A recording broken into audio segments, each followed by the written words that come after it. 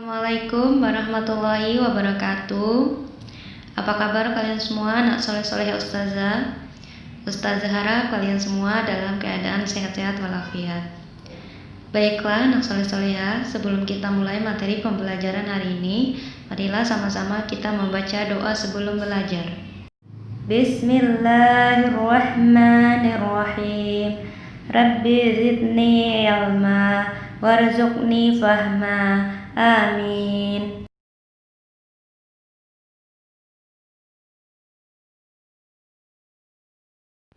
Baiklah anak soleh-soleha, di pembelajaran kelima ini kita mulai di fokus pembelajaran IPA. Kali ini kita akan membahas tentang daur hidup hewan. Anak soleh-soleha, seperti yang kalian ketahui, hewan sebagai salah satu komponen ekosistem memerlukan lingkungan yang baik untuk berkembang biak. Perubahan ekosistem dapat mempengaruhi perkembangbiakan. Setiap hewan mengalami tahapan perkembangan sendiri dan khas. Tahapan pertumbuhan dan perkembangan suatu hewan disebut daur hidup. Tahapan pertumbuhan dan perkembangan suatu hewan disebut daur hidup. Di dalam daur hidupnya, ada hewan yang mengalami perubahan bentuk dan ada yang tidak. Hewan yang mengalami perubahan bentuk pada tahap tumbuh kembangnya disebut mengalami metamorfosis. Hewan apa sajakah yang mengalami metamorfosis dan tidak mengalami metamorfosis? Berdasarkan perubahan bentuknya, metamorfosis dibedakan menjadi dua, yaitu metamorfosis sempurna dan metamorfosis tidak sempurna. Baiklah, kita bahas yang pertama, yaitu metamorfosis sempurna. Metamorfosis sempurna terjadi ketika hewan mengalami perubahan bentuk yang sangat berbeda pada setiap tahap perkembangannya. Contoh hewan yang mengalami metamorfosis sempurna adalah katak dan kupu-kupu. Kupu-kupu berkembang biak dengan cara bertelur, kemudian telur menetas menjadi ulat atau larva yang aktif mencari makanan. Setelah cukup mendapatkan makanan, ulat berubah menjadi pupa atau kepompong yang tidak bergerak dan melekat pada bagian pohon. Pupa merupakan masa istirahat sebagai persiapan menjadi kupu-kupu dewasa. Dan yang kedua, yaitu metamorfosis tidak sempurna.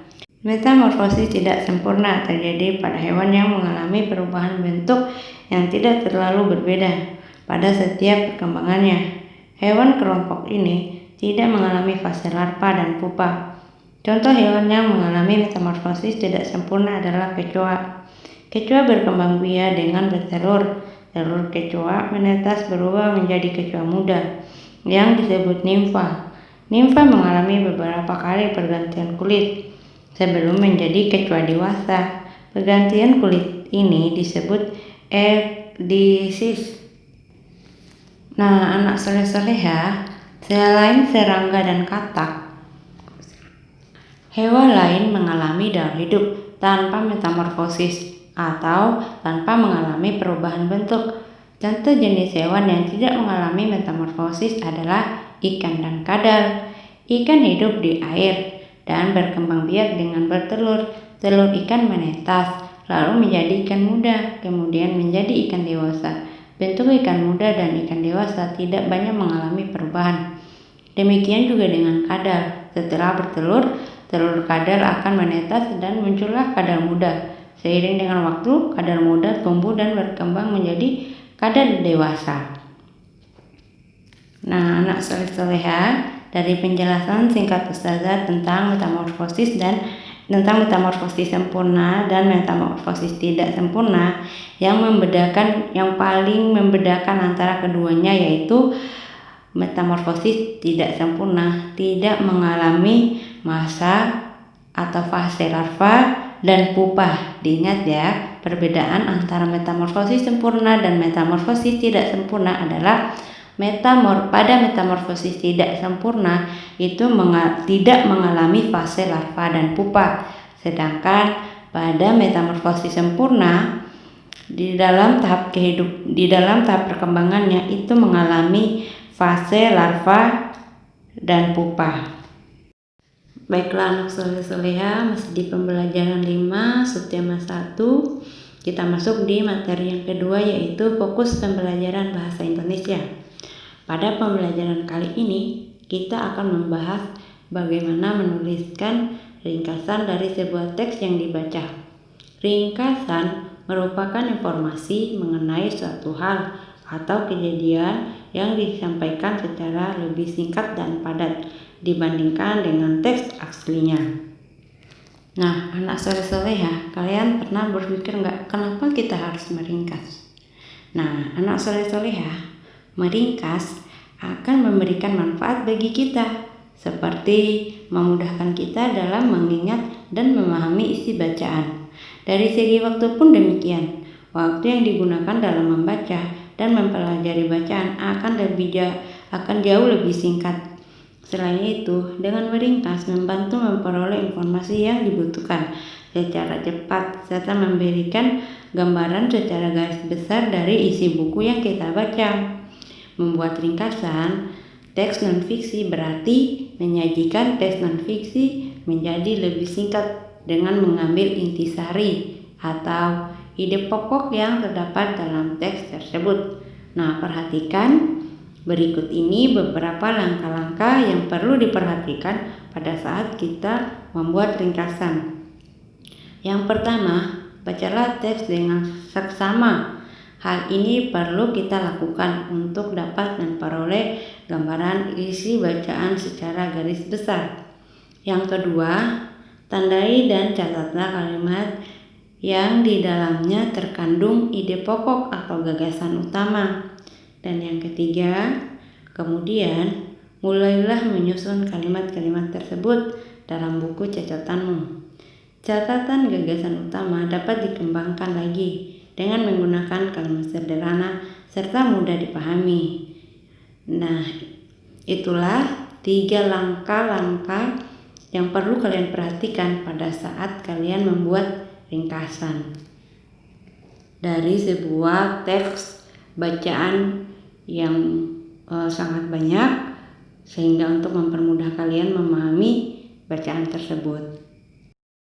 Anak soleh-soleha, sekarang kita masuk di materi yang ketiga di pembelajaran 5, yaitu fokus pembelajaran SBDP. Kali ini kita akan membahas mengenai lagu bertangga nada minor dengan diiringi alat musik. Menyanyikan lagu bertangga nada minor dengan diiringi alat musik. Nah, anak soleh-soleha, selain kita mempelajari lagu bertangga nada mayor dengan menggunakan alat musik, kita juga dapat menggunakan alat musik untuk memainkan lagu bertangga nada minor. Tentu kalian masih ingat bukan beberapa ciri lagu yang bertangga nada minor? Perhatikan beberapa ciri lagu yang bertangga nada minor berikut. Yang pertama, lagu bertangga nada minor bersifat sendu, sedih, dan penuh hikmat. Yang kedua, jarak atau interval nadanya 1 sampai 1,5, 1, 1, 1 sampai 1,5 sampai 1, 1. Yang ketiga, urutan nada dimulai dengan nada A atau La dan diakhiri dengan nada E atau Mi. Contoh lagu bertangga nada minor antara lain lagu Padamu Negeri, Syukur, Mengeningkan Cipta, dan Gugur Bunga. Dengan mengetahui tangga nada sebuah lagu, maka kita akan mudah memainkan musiknya dengan baik. Mari kita pelajari contoh lagu bertangga nada minor melalui lagu berikut ini.